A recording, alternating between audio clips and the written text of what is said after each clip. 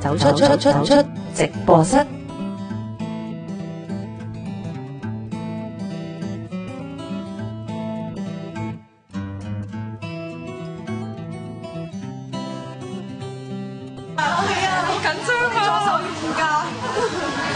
好啦，而家我哋嘅菜式咧攞出嚟俾評審睇啦。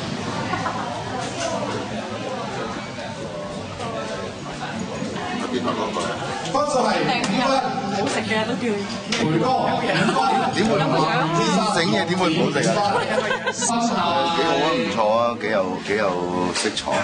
澳門電台生活焦點嘅面面俱圓係呢個時間都係要交俾佢㗎，係啊，因為評判手頭上係冇材料喺度咋，唔知會入邊有咩嚟㗎。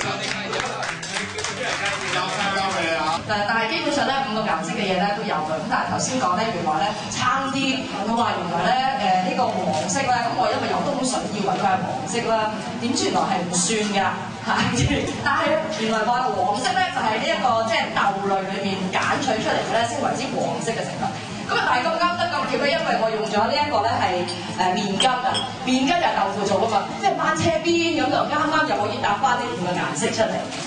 咁但係裏面包括咗有木耳啦，有呢一個甘筍啦，少少嘅冬筍我唔敢落咁多啊，因為冬筍咧會搶咗啲味。我好怕臭。兩個都要有錄音㗎。大膽啲就話，好似你有香料落㗎啦。係啊，其實用得好少嘅香草。再少啲即係香草嗰個香料嘢，即係搶到定。我覺得係一定知道，因為我覺得佢比較寡咗少少嗰啲味，咁我試過幾次嘅，其實用咗幾日時間。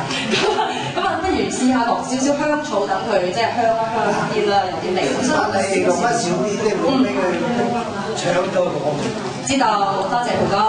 有問營養師啊？但係營養師夠唔夠營養咧？其實真正係咪咧？其實喺營養方面咧，佢真係配合到五色，真係營養都好足夠。咁咪咧，我覺得佢會唔會係你用嘅煎嘅嗰下比較油啲咁？係啊，頭先係油咗少少，因為好緊張啊！頭先咧，即係求其有油就放咗佢落去先啦咁。呢個真係係我要多謝我媽啦，因為我媽幫我買啲麵筋。咁據聞咧，佢話係喺呢個街市裏面唯一一間咧，佢啲麵筋咧係用呢個粟米油整嘅，所以咧就比較健康啲。我指定佢要用呢個，咁係真唔係就唔知。咁啊，循例都要問一問我哋老細嘅。中肯啲喎。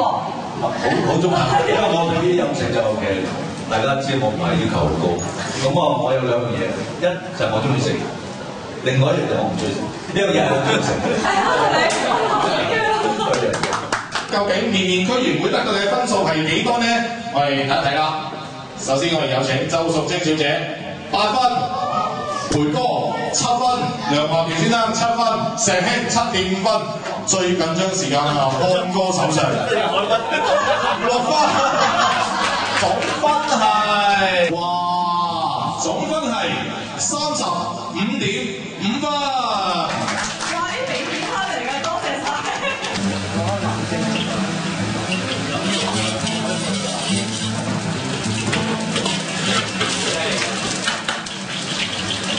油太多啦，倒翻啲油出嚟。養大嘅牛啊，小牛，好大嘅，好大嘅。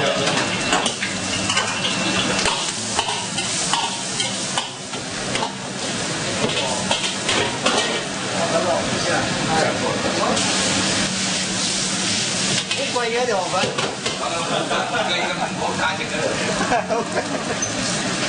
你見我係第一次就俾我錢係咁話。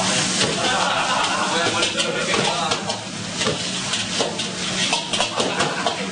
而家咧就冇得變，以前咧喺永賢省嘅潮州王咧，有個賣嘢工咧賣炒粉，逐碟炒嘅，多嘢就係攞個橙，細龜嚟賣，唔係細龜啊！嗰個哥哥仲好嘢，你去買10碟佢都係逐碟炒啊！你吹得佢啊係啊！佢最好玩嘅就係由時炒我，而家冇啦，咩冇晒呢啲嘢。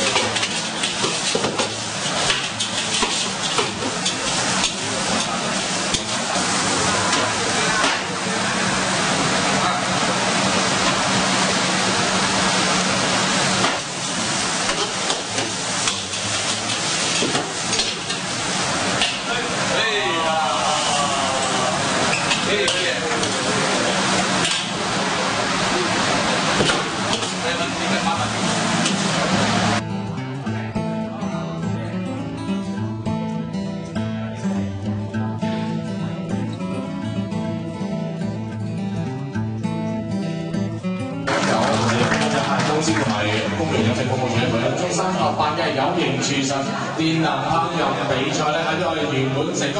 咁啊，希望我哋好快就會同大家見面啦。咁啊，得獎有咩感受啊？好 surprise！ 平時有冇煮嘢食㗎？有啊，跟住得閒都會煮嘢食嘅。佢煮得多啲咯，我都係跟住學啦，所以我攞獎，佢冇攞獎，好驚喜咯！佢應該佢攞先係嘅，佢勁啲應該。嗱，佢哋下一個就係佢哋參加啦，下一個就係下次佢哋參加接力賽，接力賽。咁佢加油咯喎！好有勢，睇下你下次。終於都大功告成啦！其實咧，我覺得比起之前我哋所做嘅走出直播室啦，上山下海更加攰啊！因為今日雖然啦係冇呢個陽光普照，亦都唔係話出咗好多汗啦，運動量唔係好多，但係咧所有嘢都好似好急好趕咁樣咧，跟住之後就會覺得又驚佢燶啊，跟住又驚有啲配菜又有得20分鐘啊咁樣，其實所有嘢都好急好趕啦，之後就覺得散晒而家。我就覺得還好嘅，因為大會咧就係俾咗20分鐘我哋去煮呢個嘅菜式啦。咁我哋咧2位助手咧就盡量協助我哋嘅主廚呢個嘅 Julia 啦，咁就做我哋嘅嗰個面面俱圓啦。咁喺過程中咧，我真係睇到，因為我咧都喺度偷窺其他嘅參賽者，佢哋都係好犀利，同埋咧我發現咧。真係講營養或者講健康飲食咧，佢哋好多人咧都會選用一啲嘅蔬菜啊、穀類啊嘅食材嚟到做佢哋嘅菜式咯。跟住咧，所以咧我今日咧即係試食到其他參賽者嘅一啲菜肴啦，咁我都覺得真係好好食喎，而且真係好似咧有外面即係因為呢個比賽係主題係一家庭式嘅一個比賽啦，咁係達到咧外面出街食嘅水準咯。我自己咧就覺得好新鮮啊，因為我真係第一次咧喺咁多人面前咧煎嘢煮餸嘅，我真係手震。即係你叫我對住人講嘢可能仲 OK， 但係叫我咧咁樣炒餸，原來係好唔自在嘅。同埋真係咧，我要翻去學識下用電磁爐，因為我係冇用電磁爐嘅。咁咧就唔識教呢啲火候啊。但係發現咗其實電磁爐咧都好快啦，同埋即係用嘅時候咧其實好方便，同埋幾安全嘅，可以考慮下咧即係改用呢個電磁爐嘅噃。同埋咧最好就係唔怕把搞到間屋咧都好多油煙啊嗰啲牆。好啦，今日我哋就走出直播室咧嚟到呢度啦，咁啊睇下次我哋又去邊度玩啦噃。好，拜拜。